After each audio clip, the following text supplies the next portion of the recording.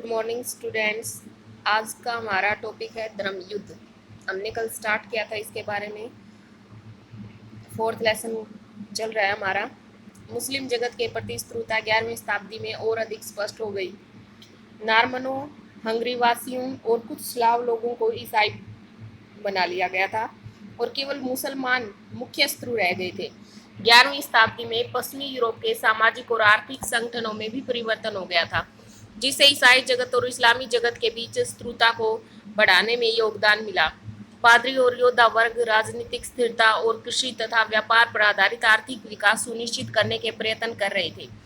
प्रतिस्पर्धी सामंती राज्यों के बीच सैनिक मुठभेड़ की संभावनाएं और लूटमार पर आधारित अर्थव्यवस्था के पुनरुदय को ईश्वरीय शांति आंदोलन द्वारा रोका गया। कुछ क्षेत्रों में पूजा स्थलों के निकट चर्च के क्लैंट में पवित्र मानी जाने वाली कुछ अवधियों और कुछ कमजोर सामाजिक समूह जैसे कि पादरियों और आम लोगों के खिलाफ सभी प्रकार की सैनिक हिंसा वर्जित की गई थी। ईश्वरीय शांति आंदोलन ने सामंती समाज की आक्रमणकारी प्रवृत्तियों को ईसाई जगत से हटाकर ईश्वर के शत्रुओं की ओर मोड़ दिया। इससे एक ऐसे वातावरण का निर्माण हो गया जिसमें अविश्वासियों के खिलाफ लड़ाई न केवल उचित अपितु प्रशंसनीय समझी जाने लगी। 1092 में बगदाद के सल्जुक सुल्तान मलिक शाह की मृत्यु के बाद उसके साम्राज्य का विघटन हो गया। इससे वाइजेंटाइन सम्राट अलेक्सियस प्रथम को एशिया माइनर और उत्तरी सीरिया को फिर से हथियाने का मौका मिल गया। पोप अर्बन द्वितीय के लिए ईसाई धर्म की जीवित प्रवृत्ति को फिर से जीवित करने का एक अवसर था। 1905 में पोप ने वाइजेंटाइन सम्राट के साथ मिलकर पुण्य देश को मुक्त कराने के लिए ईश्वर के नाम पर युद्ध के लिए आह्वान किया। 1095 से 1291 के बीच पश्चिमी यूरोपीय ईसाइयों ने पूर्वी भूमध्य सागर और के तटवर्तीय मैदानों में मुस्लिम शहरों के खिलाफ युद्धों की योजना बनाई और फिर लगातार अनेक युद्ध लड़े गए। इन लड़ाइयों के बाद में धर्म युद्ध का नाम दिया गया। जो ये लड़ाइयाँ हुई धर्म के नाम पर, बाद में इनको क्या दिया गया? धर्म युद्ध का नाम दिया गया। प्रथम धर्म युद्ध में फ्रांस और इटली के सैनिकों ने सीरिया में एंटियोक और जेरूसलम पर कब्जा कर लिया। जो पहला धर्म युद्ध था उसमें फ्रांस और इटली के सैनिकों ने मिलकर एंटियोक और जेरूसलम पर कब्जा कर लिया। सीरिया में शहर में मुसलमानों और यहूदियों की विद्वेषपूर्ण हत्याएं कर दी गई और शहर पर विजय प्राप्त कर ली गई, जिसके बारे में ईसाइयों और मुसलमानों दोनों ने काफ़ी लिखा है। मुस्लिम लेखकों ने ईसाइयों के आगमन का उल्लेख पश्चिमी लोगों के आक्रमण के रूप में किया है। इन्होंने सीरियाई फिलिस्तीन के क्षेत्र में जल्दी ही धर्म युद्ध द्वारा जीते गए चार राज्य स्थापित कर दिए। इन क्षेत्रों को सामूहिक रूप से आउटर मैर कहा गया है और बाद के धर्म युद्ध इसकी रक्षा और विस्तार के लिए किए गए। आउटर मैर प्रदेश कुछ समय तक भली भांति कायम रहा, लेकिन जब तुर्कों ने 1144 में एडेसा पर कब्जा कर लिया तो पोप ने एक दूसरे धर्म युद्ध के लिए अपील की। एक जर्मन और फ्रांसीसी सेना ने दशमिक पर कब्जा करने की कोशिश की, लेकिन उन्हें हराकर घर लौटाने के लिए मजबूर कर दिया। इसके बाद आउटर मैर की शक्ति धीरे धीरे समाप्त हो गई, क्षीण हो गई, कम हो गई। धर्म युद्ध का जोश अब खत्म हो गया और ईसाई शासकों ने विलासिता से जीना और नए नए इलाकों के लिए लड़ाई करना शुरू कर दिया।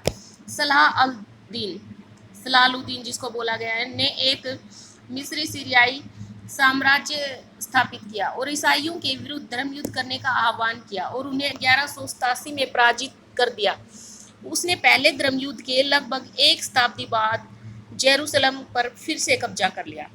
उस समय से अभिलेखों से संकेत मिलता है कि ईसाई लोगों के साथ सलाह अल दीन का व्यवहार दयामय था, जो विशेष रूप से उस तरीके के व्यवहार के विपरीत था जैसा पहले ईसाइयों ने मुसलमान और यहूदियों के साथ किया था। हालांकि उसने the Church of the Holy Sepulchre की अभिरक्षा का काम ईसाइयों को सौंप दिया था, लेकिन बहुत से गिरजाघरों को मस्जिदों में बदल दिया गया और जेरूसलम एक बार फिर मुस्लिम शहर बन गया।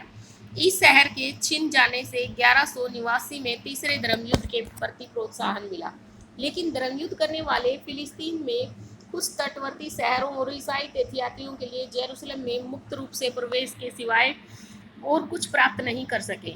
मिस्र के शासकों मामलुकों ने अंततः 1291 में धर्मयुद्ध करने वाले सभी ईसाइयों को समूचे फिलिस्तीन से बाहर निकाल दिया और धीरे धीरे यूरोप की जो इस्लाम में सैनिक दिलचस्पी समाप्त हो गई। उसका ध्यान अपने आंतरिक राजनीतिक और सांस्कृतिक विकास की ओर केंद्रित हो गया, क्योंकि बाहरी जो वो अपनी विस्तार कर रहा था उसकी तरफ से वो क्या हो गया था, उसका ध्यान हट गया था और वो अपना अब आंतरिक जो ढांचा था प्रशासन का वो संभालने में लग गया। इन धर्मयुद्धों ने ईसाई मुस्लिम संबंधों के दो पहलुओं पर स्थायी प्रभाव छोड़ा।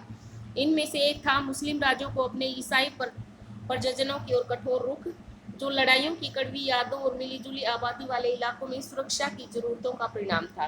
दूसरा ये था कि मुस्लिम सत्ता की बहाली के बाद भी पूर्व और पश्चिम के बीच व्यापार में इटली के व्यापारिक समुदाय पीसा, जेनोवा और वेनिस का अधिक प्रभाव रह गया।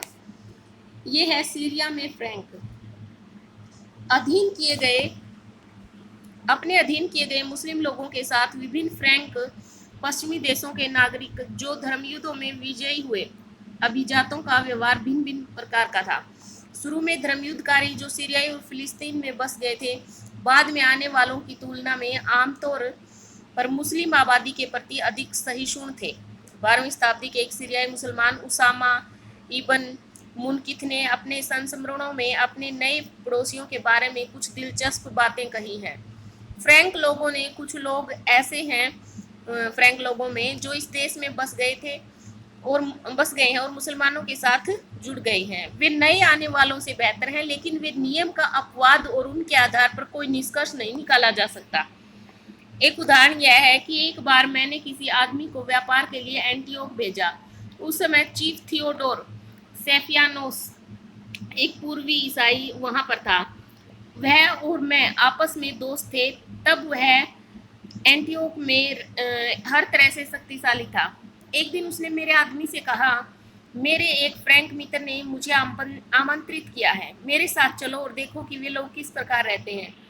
मेरे आदमी ने मुझे बताया, इसलिए मैं उसके साथ चला गया और हम उन पुराने सूरवीरों में से एक सूरवीर के घर पहुंच गए जो प्रथम फ्रैंक अभियान के साथ आए थे। अब वह राज्य और सेवानिवृत्त हो चुका था और उसके पास एंटियोक में संपत्ति थी। वह जा रहता था। उसने बहुत ही सफाई से स्वादिष्ट भोजन परोसा। उसने देखा कि मैं खाने में संकोच कर रहा हूँ और तब उसने कहा, जी भरकर खाना खाओ, क्योंकि मैं फ्रैंक खाना नहीं खाता। मेरे पास मिस्री महिलाएं हैं जो मेरा खाना बनाती हैं और वे जो कुछ तैयार करती हैं उसके अलावा मैं और कुछ नहीं खाता। न कभी सूअर के मांस का मेरे घर में अंदर प्रवेश होता है, इसलिए मैंने खाना खाया, लेकिन कुछ सावधानी के साथ। और तब मैं वहां से रवाना हुआ। बाद में मैं बाजारों से गुजर रहा था, तब अचानक एक फ्रैंक महिला ने मुझे पकड़ लिया और अपनी भाषा में बड़बड़ाना शुरू कर दिया।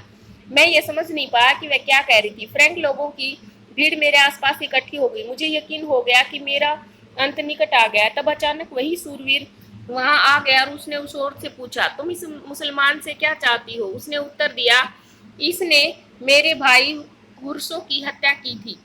वह हुर्सो अफामिया का एक सूरवीर था जिसकी हत्या हामा की सेना के किसी सिपाही द्वारा की गई थी।